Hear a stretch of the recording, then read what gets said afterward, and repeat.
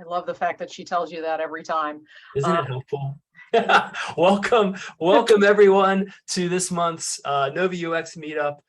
We welcome Ann Dougherty from Northwestern Mutual, lead content strategist, focusing on documenting the Luna design system.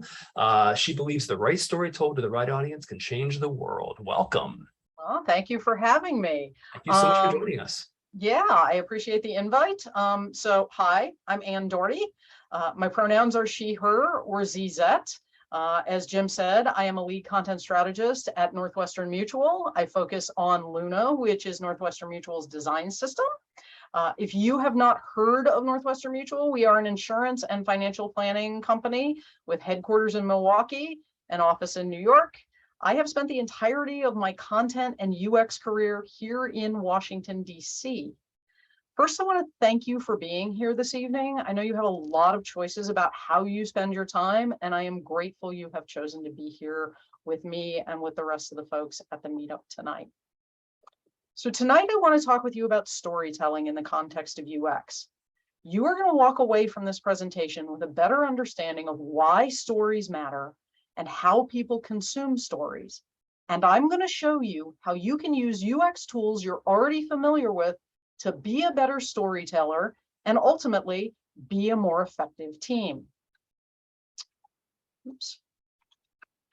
First, though, I want to tell you a little bit about me. When I am not at work, I am a curler. That is me in the orange hat talking to my vice skip during the last Bonspiel I played in. Yes, we're both wearing kilts. If you don't know anything about curling, if you didn't watch any of it during the most recent Winter Olympics, Bonspiel is just a really fancy way of saying tournament. I am also a novelist, which I know is shocking for someone who works in content professionally. I am a little bit in love with National Novel Writing Month because it's a really great way for me to get a finished first draft out of my head and onto paper. I use that compressed time period in November to tell myself the story so I can better understand how to tell the story to the audience that I'm trying to reach. I've won NaNoWriMo 6 times. The first time was with a family drama set in a dying farming community on Maryland's Eastern Shore near the end of the Vietnam War. The next 3 times were with a swords and horses and magic fantasy trilogy.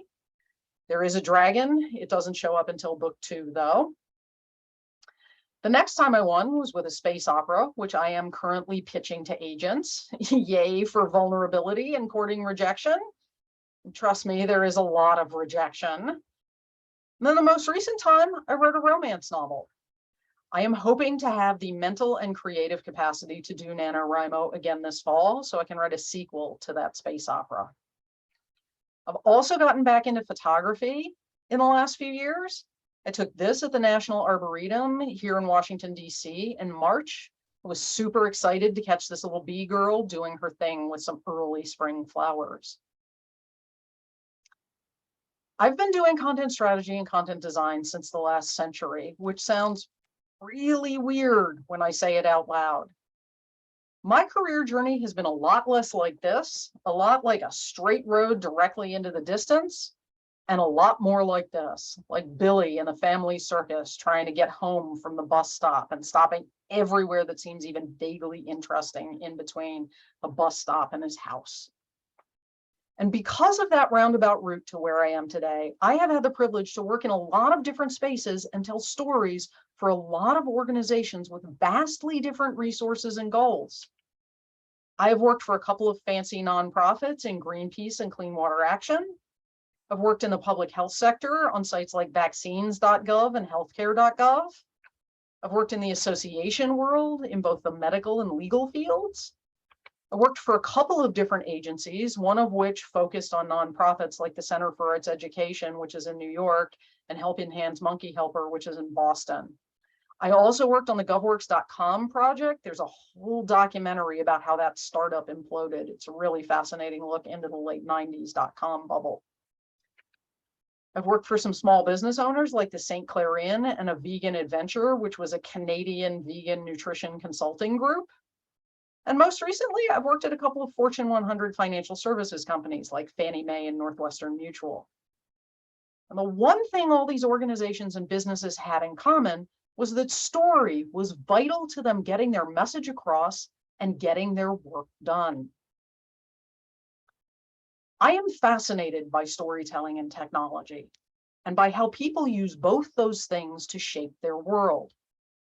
Stories connect us to the world and to each other. We talk about stories with each other, and we relate to the characters in stories as if they were people we know, because, in a way, we do know them.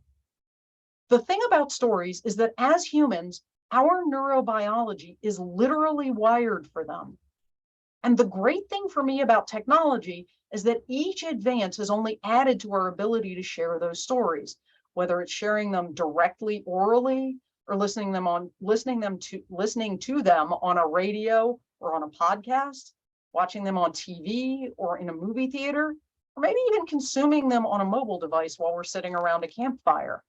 These are all story delivery methods that people use today. No advance in technology has eliminated any of those previous story delivery methods. Now I want to tell you a story about your brain. Your senses give you millions of individual pieces of information every second. Some of that information is directly related to your physical person, and some of it's related to your environment. On screen are some graphics with typical inputs you might get every day, like being hungry or needing to use the restroom or trying to figure out what that weird noise is outside. Most of you are probably familiar with Miller's Law. For folks who aren't, Miller's Law comes from a psychological study done in the late 1950s. What Dr. George Miller found during that study is that the average person on the average day can hold on to 5 pieces of information simultaneously. Things are going really well for someone, their love life is on track, they really like where they're living, their job is awesome, the coffee's always made in the morning when they get up, and the dog didn't have an accident overnight. That lucky person can hold on to 7 pieces of information at any given time.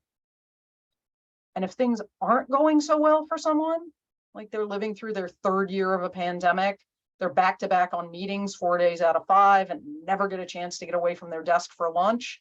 And oh, by the way, the dog just threw up on the white rug in their office. That person, who is still a lot of us even today, can hold on to 3 pieces of information simultaneously. Beyond that 7 plus or minus 2 things that people can remember at any given time, another takeaway from Dr. Miller's study is that context matters for memory capacity, which means Miller's Law applies to almost everything we do, including storytelling and story consumption. The subconscious brain has exactly one goal, and that is your survival. Most animals navigate the world using a sort of innate reflex that neurobiologists refer to as zombie systems. These zombie systems excel at deciding if information is helpful or harmful without the individual having to give it any conscious thought. The subconscious brain evaluates a piece of input and makes a snap decision. Are you safe or are you in danger?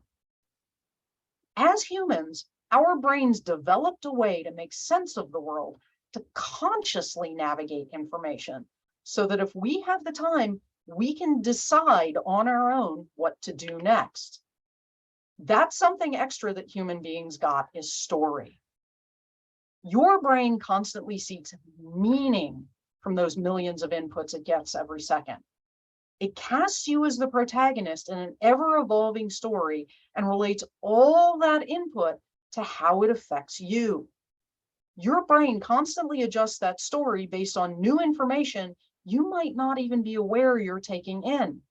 So that weird noise outside, depending on what the context is, your brain might interpret differently.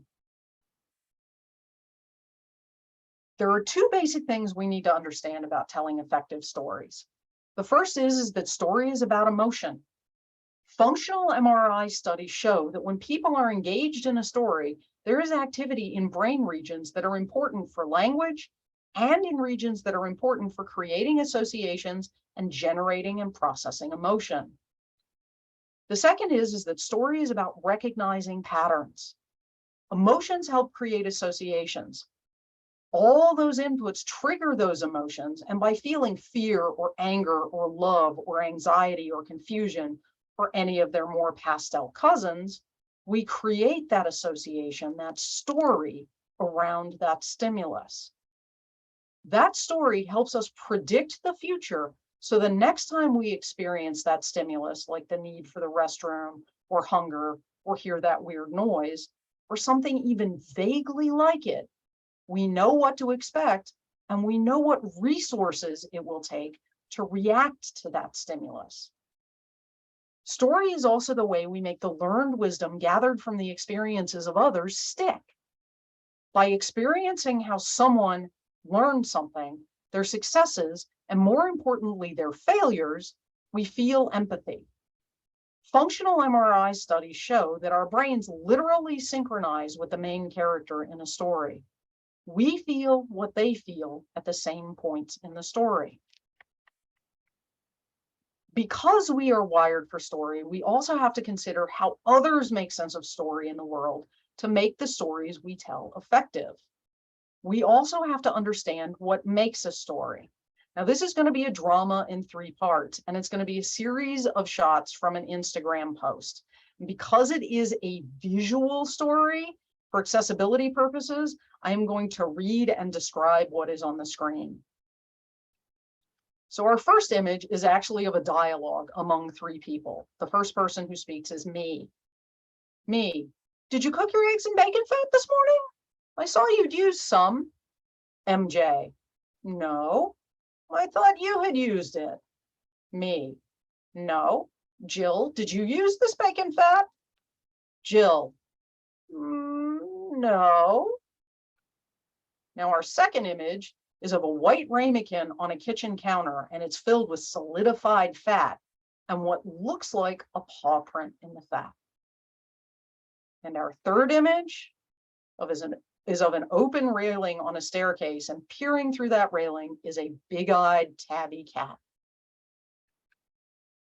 As you consume this story, you understand that it works on a visceral level, but recognizing a good story isn't enough. To tell good stories, you have to understand why we are motivated by them and what gets people involved. To understand that why, we have to break a story down into pieces. Lisa Cron wrote a great book called Wired for Story, and in it, she defines story as how what happens affects someone who is trying to achieve what turns out to be a difficult goal, and how that person changes internally as a result. If we break that down into familiar fictional terms, the what happens is the plot. It's the events in the story. Now, for illustrative purposes, we're going to use Star Wars, the one that Disney is insisting that we now call Star Wars: A New Hope, the movie that was released in 1977. Some things that happen at the beginning of Star Wars: A New Hope. A small ship is being attacked by a much larger ship. There's a laser gun battle. The small ship is boarded.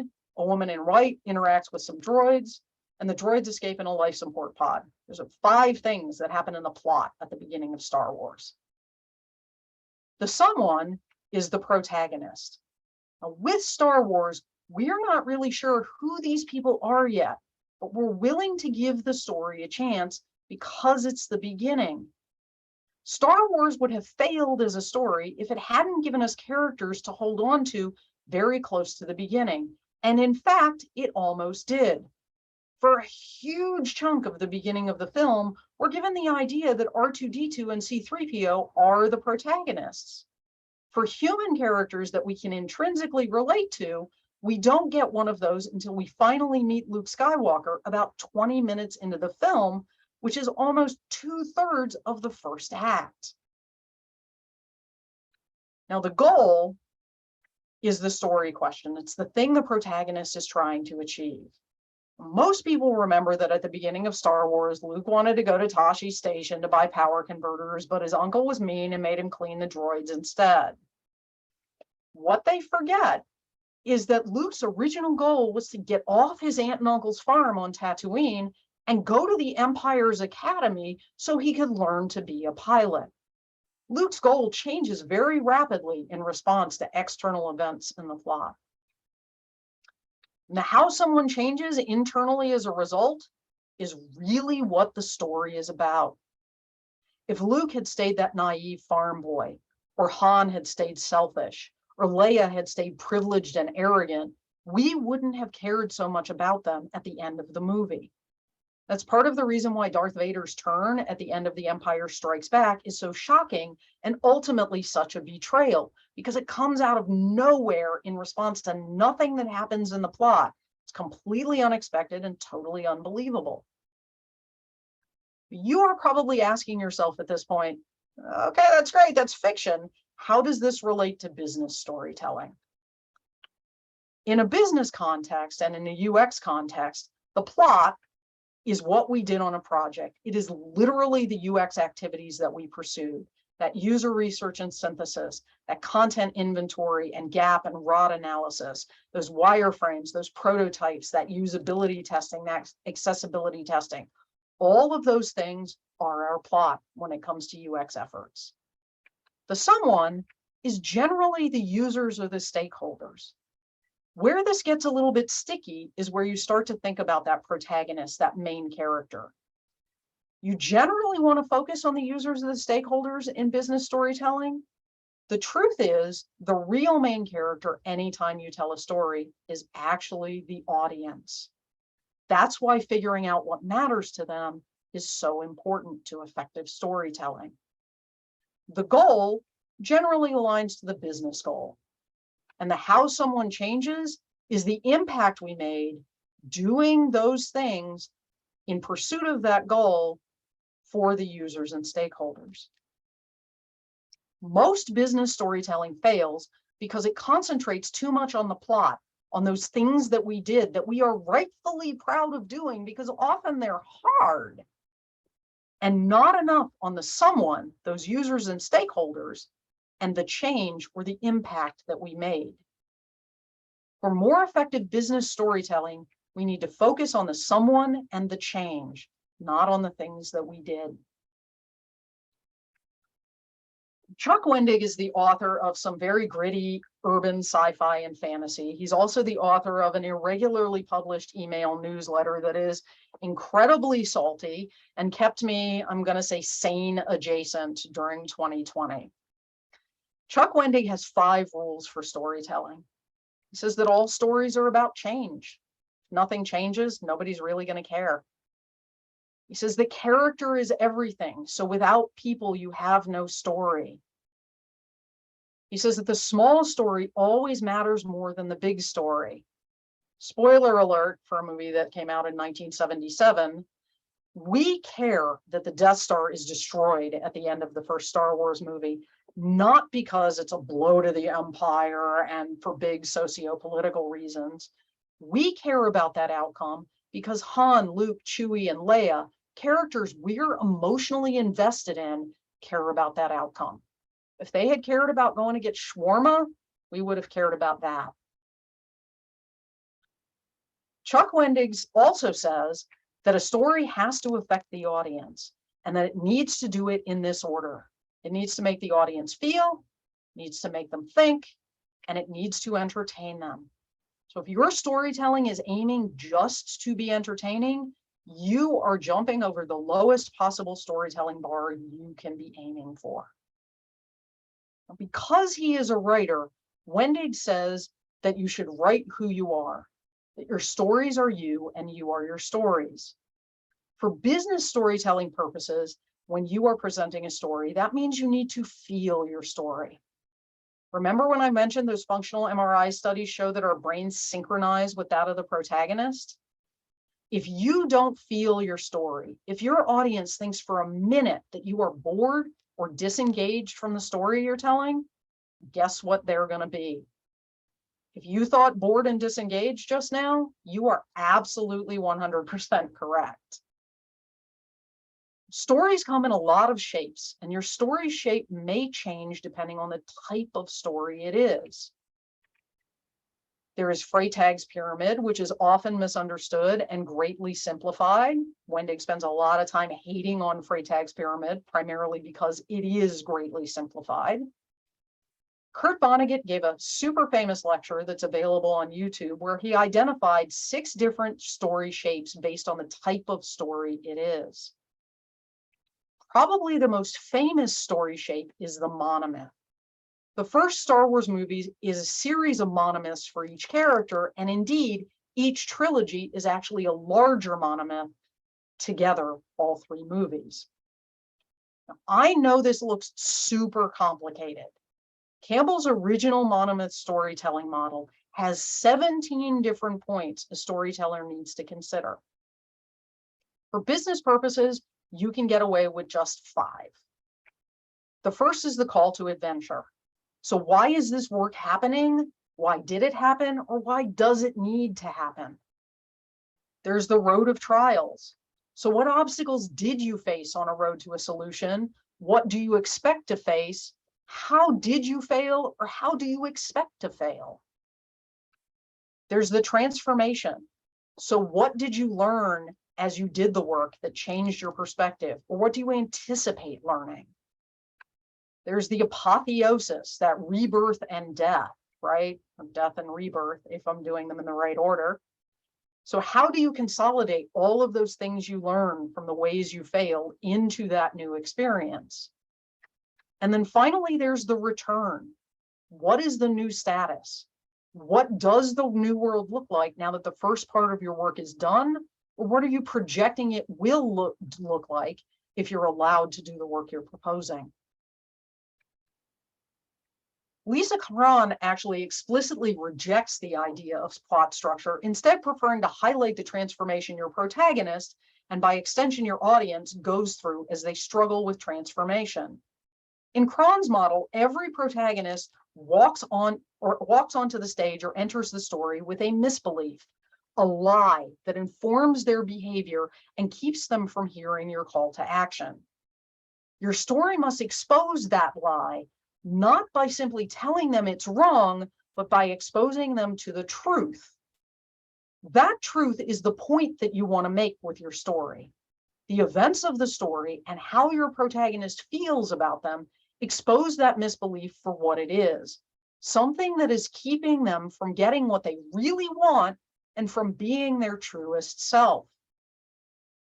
The events of the story make the protagonist, who is really a stand-in for the audience, on their own question their misbelief. As they question their misbelief, they come to the realization that that thing that they thought was so true is actually a lie. This realization leads to the next stage, which is transformation. The moment the audience realizes their misbelief has kept them from what will actually help them achieve their goals is when your protagonist, and by extension your audience's worldview, transforms. It is this transformation that allows them to address the external problem that is related to your call to action. To be successful and to improve your chances of engaging your audience on an emotional level, Cron also says that you have to include these 3 elements in your story. You've got to include surprise. Your protagonist, and by extension your audience, expects one thing to happen and something else happens instead. They're left with the question, what do I do now? The biological reaction you're looking to provoke here is dopamine. Dopamine is the curiosity neurotransmitter. You've aroused their interest. You've presented them with a situation they haven't encountered before, and they want to know what happens next. This is the point at which they begin to engage emotionally and intellectually. The next thing your story has to have is conflict. Your protagonist has no choice but to make a hard choice. There will be consequences, and those consequences might be bad. The biological reaction you're looking for here is cortisol. Cortisol is the stress hormone. It puts us on alert, ready to commit or possibly flee the situation altogether. We counter that impulse to flee by including our 3rd story element, vulnerability. We need to make our audience empathize with the protagonist. We want them to root for our main character, and by now, and by extension, the goal the main character is committed to. The biological reaction you're looking to provoke here is oxytocin. Oxytocin is the bonding chemical. It surges when we feel that empathy for the protagonist. Now that you know a little bit about what stories are and why they're so important to humans, I'm going to show you a way to apply the UX tools you already know and use every day to creating more effective stories. It's called the POP method. Whether they know it or not, your audience walks into every presentation with one question in mind. What is in it for me? By spending their time with you, they are expecting to get something useful out of your presentation, out of your story. The subconscious challenge to you as the storyteller is simple. You've got to make them care. You have to make them care about the action you want them to take or the results you're presenting. And to do that, you have to know who they are. You're gonna have to develop a persona. You have to consider their background. We've got to scale the information we put in front of people based on what our audience knows or may not know. So if I'm presenting on content strategy projects, a vice president of design is probably not going to need as much depth in the what is content strategy introduction bucket as someone from human resources might need, for example. You've also got to think about what your audience's goals are. So your goal is important, but is only important to you. Think about what your audience is trying to get out of the encounter, what that lie or misbelief they might have is. Focus on that and how you can frame your story to support their goal while supporting your own, or in Cron's model, expose their misbelief for the lie that it actually is. No one ever changed someone's mind with bald-faced, flat-out facts. You need to make your audience engage emotionally and get to the place where the change you want them to make is a change they are choosing because they can see how it benefits them. You've also got to think about what your audience's needs are. So do they need flourishes and fancy graphics? Do they want data? Figure out what they need to be engaged and give them that. You also need to think about what their frustrations are. Frustrations are related to needs and may actually indicate them. So does the audience want an overview or do they want to dive into details? Be aware of what will make them disengage and avoid that at all costs.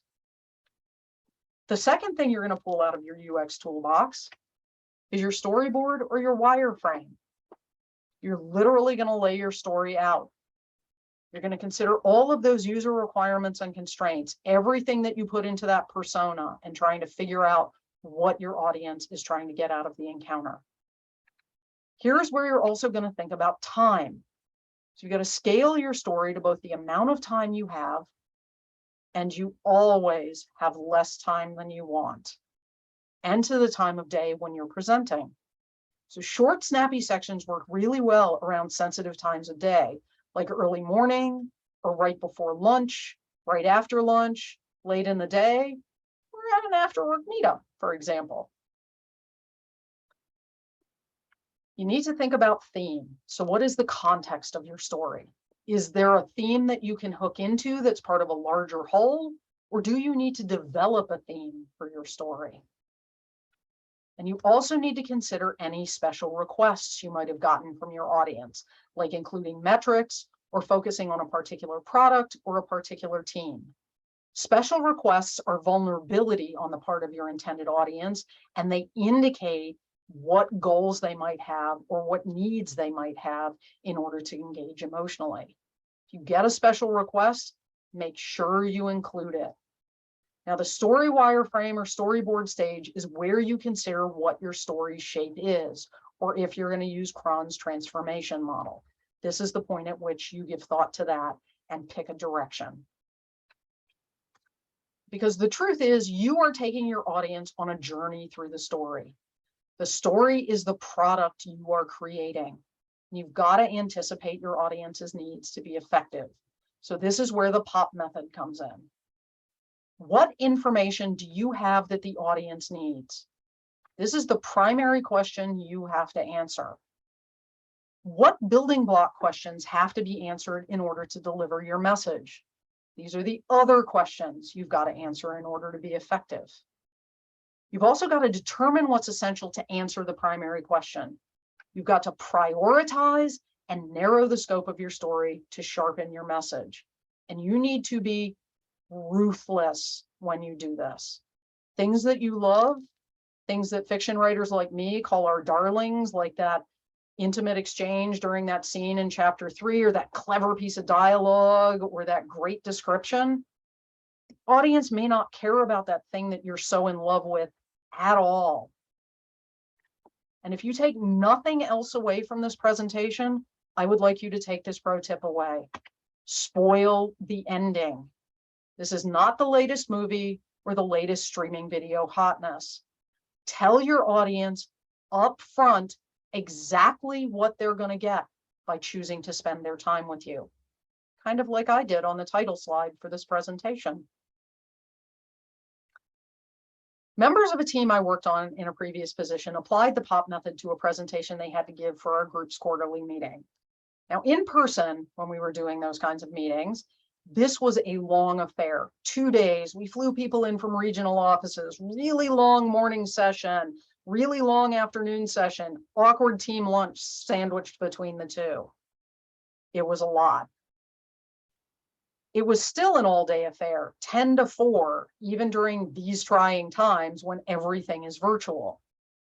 Now, this team used the POP method to narrow their scope, and they took their framing device from the kids' book, If You Give a Mouse a Cookie. And if you don't know the book, the premise is in the title. You give a mouse a cookie, he's going to want other things like a glass of milk, and then a straw for his glass, and then a napkin, and then a broom to clean up the crumbs, and on and on and on. They used this framework to talk about how they collaborated remotely with one of our company's business units and what came out of that collaboration. They applied the POP method to create a 7-slide presentation that accounted for the audience's goal, which was to be inspired, their needs, which were to be engaged and delighted, potential challenges with their storytelling framework, like maybe everybody wasn't familiar with the book If You Give a Mouse a Cookie. There's also If You Give a Pig a Pancake, it's absolutely darling. And with the audience's frustrations.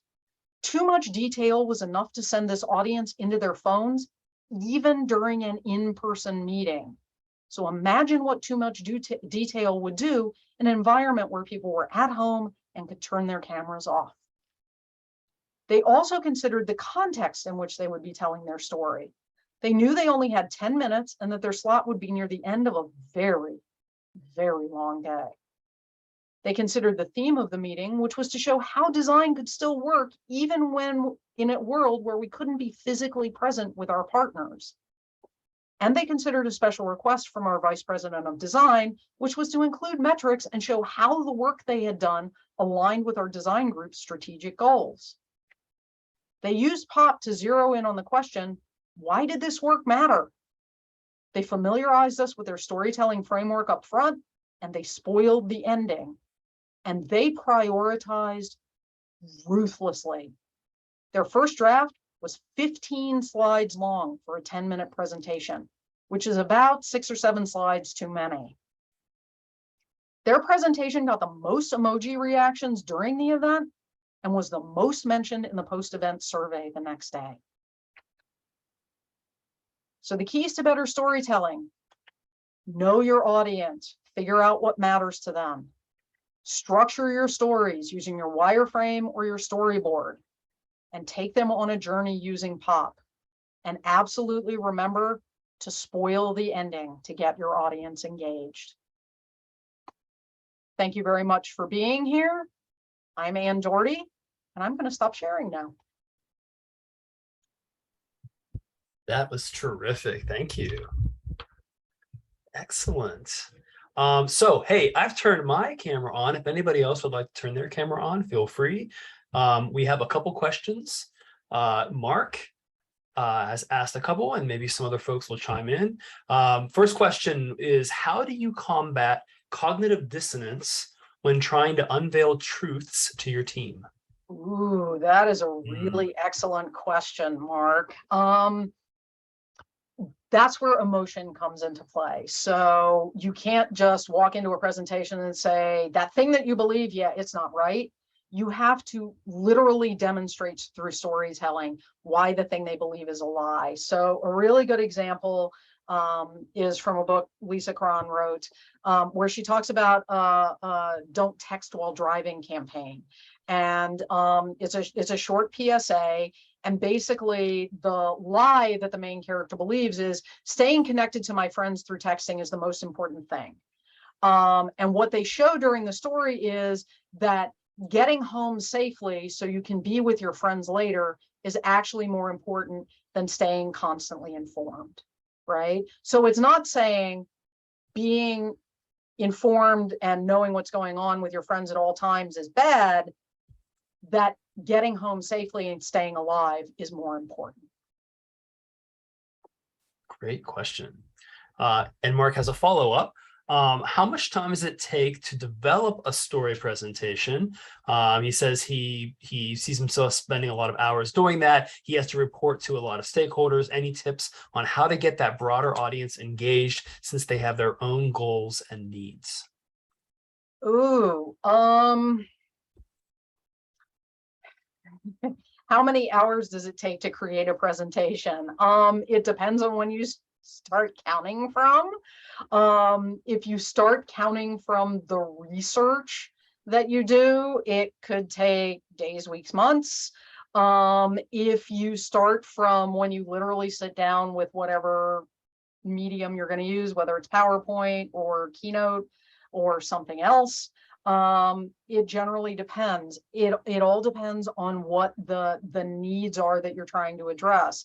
And if you're doing UXR, if you're doing that research, you're gonna know what your audience is going to care about, right? Because it's not just research into the product or the question you're trying to research. It's also putting on those user goggles and figuring out, okay, if I'm presenting to my boss's boss's boss's boss, who is on the senior leadership team and is triple booked during this time period and has chosen to come to my meeting, what is that person going to care about? What are they going to care about the most, right? It's figuring that out and structuring the story in that way, which I know isn't really an answer. And that's because there really isn't a concrete answer to your question. I'm so sorry. Start. Hey, Joe asked, excellent presentation and 2 questions. Where did you get the illustrations from in your presentation? And do you use an editor as a content strategist like Grammarly?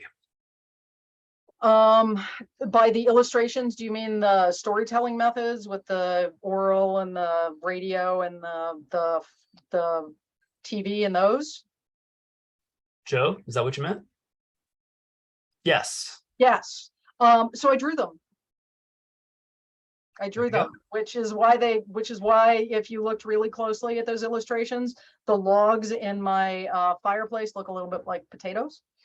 And every time I look at them, all I can see is my potato logs. So the answer to your second question is at Northwestern Mutual, we're actually using the Writer app, which we're using across our entire product and design org. The thing that's really, and I'm not here to pitch Writer, the thing that's really great about Writer is that it allows us to integrate our content standards with an app that folks can use either as a Chrome plugin or as an Office plugin. So that's super great. Grammarly is good. The Hemingway app is good. The thing that I tend to use most professionally, though, is an app called Readable. It's readable.io or readable.com. Because for me as a content strategist, starting with readability, and I cannot stress this enough, readability is a starting point, not an end point. Starting with readability gives me that sort of perception check about, is the content, am I too close to the content that I'm putting in front of people? Or is my intended audience going to be able to consume this content? Am I using really expensive words like utilize and leverage instead of use or stand upon or any other phrases? Last app is readable.com. Excellent. Christina asks, I work with clients who expect a leave behind report. Any tips on weaving a story into a longer report that must include data and analysis? So the analysis is where you're going to do your storytelling. It's about how you interpret the data. So that is where you're actually going to do your storytelling. If you've got to literally put data visualizations in front of them, then telling the story of those visualizations through labeling and good captioning is going to be part of the story you're telling. They're not just going to be, dead graphics laying there in your report, whether it's a PowerPoint or a Word doc or something else. The analysis is where you frame out what those data mean. And it's all about that meaning.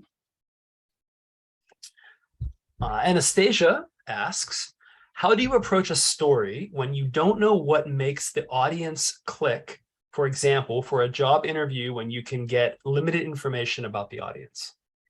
Yeah, that's really a hard one. For a job interview in particular, some of that is just research into the company, what they do. Some of it is also paying close attention to the questions that they ask you. So that in an interview, for example, the questions that somebody asks you, that's where they're indicating their needs and frustrations, right? So if you're in a job interview and somebody asks you a question about what's your position on work-life balance, that's an indicator for you that maybe the team you're interviewing with might be a little bit overworked. So listen carefully to the questions that they're asking you. And then, also the job rec in particular is going to help tell a little bit of the story of that job. So use that as kind of a guide star or North Star to kind of frame out the story you're trying to tell. Excellent.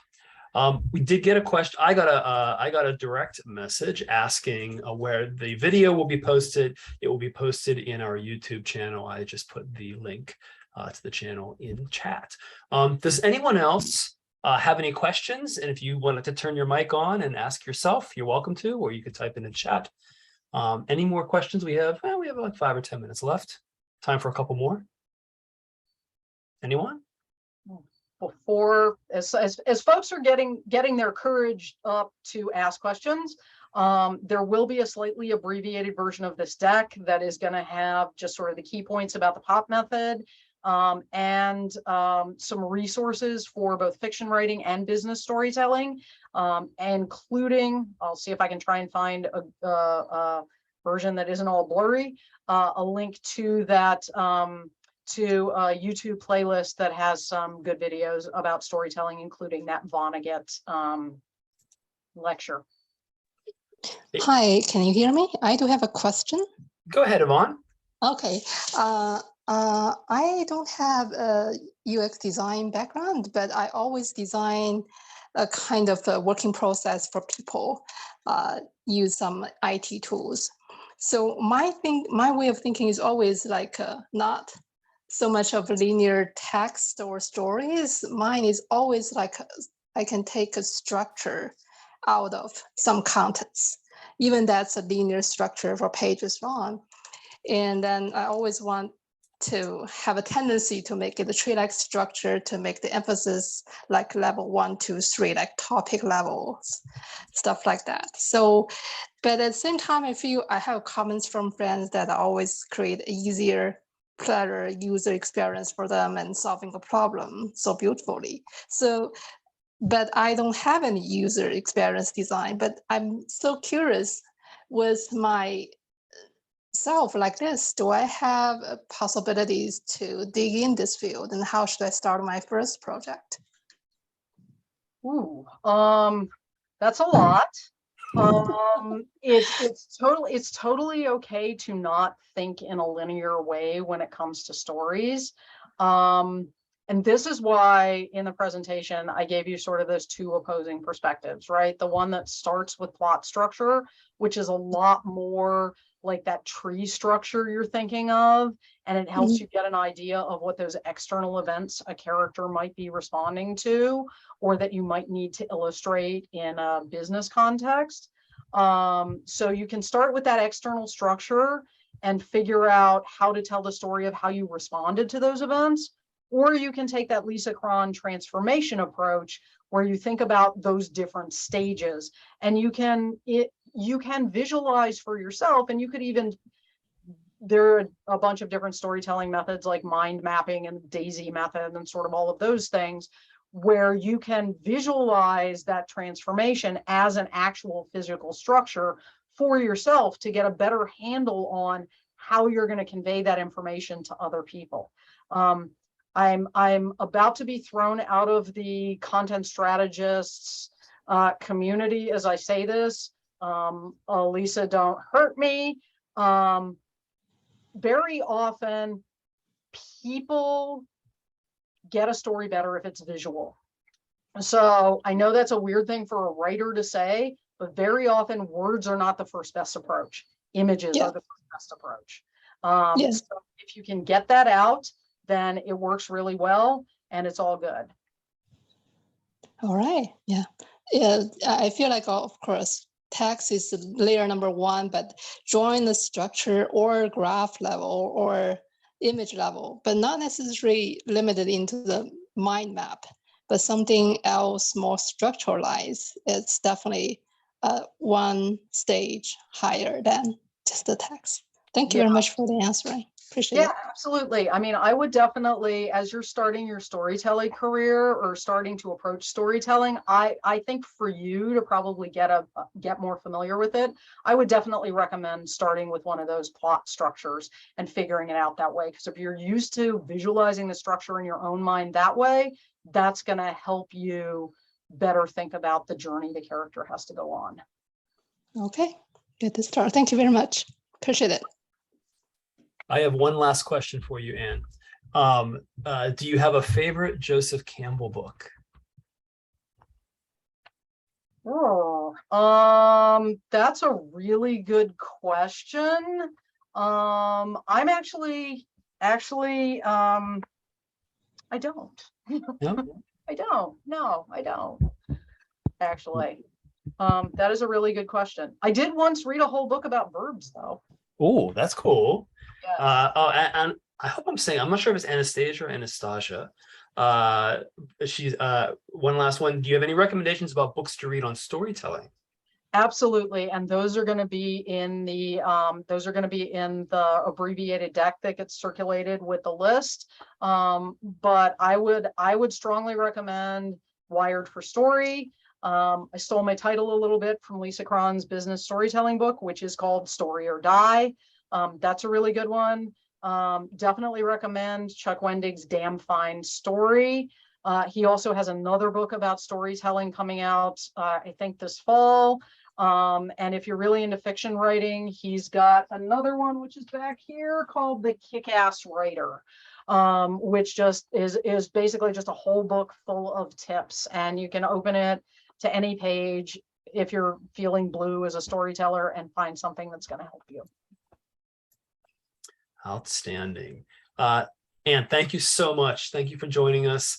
Thanks everyone for all the terrific questions. I'm glad you could all join us this evening. We hope you found this talk enlightening. As always, you can visit NoVA UX on meetup.com. We have events scheduled through November. We're working on December, and believe it or not, we're looking for ideas for 2023. So hit us up.